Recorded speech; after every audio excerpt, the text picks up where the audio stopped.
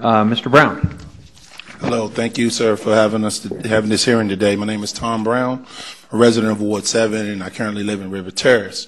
I will submit a written testimony, but I just wanted to note a couple things for the record today. The experience in Ward 7 as you go around and talk to residents, including some ANCs I spoke with as recently as the last 24 hours, there's a bit of frustration and disenfranchisement with the way the process was administered.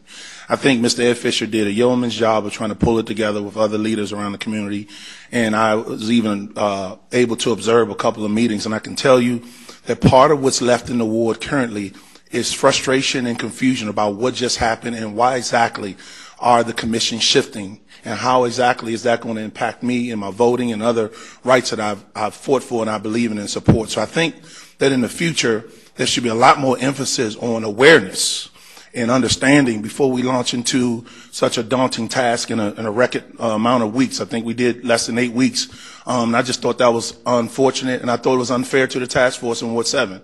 I mean, I saw them with great passion go back and forth on a number of issues. However, I just felt like they weren't equipped with the kind of support and the awareness to go out to the community at large and really have them positioned to stand on any issue. I mean, just a couple of cases that I've talked with members and residents over the last few weeks, there's no real understanding why A becomes F, 7A becomes 7F. There's no real understanding why the borders in 7B go past Crawford into Nelson. There's no real understanding why a portion of 7D in Minnesota and Benning is being shifted over to F. There's just so much frustration and confusion when you get to the grassroots levels of the residents who are most impacted. And I happen to live in 7D.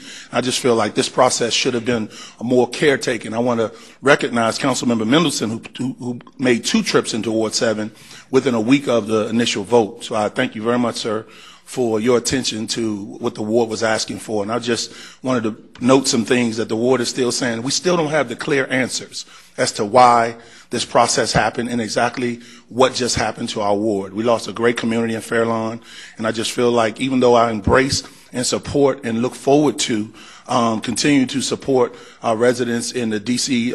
General House shelter over D.C. General, as well as the jail. I just think that there was a lot of things that happened that just very unclear lines of the definition of what exactly this entails. And so I just wanted to state that for the record, and I will submit a written testimony. Thank you very much, sir.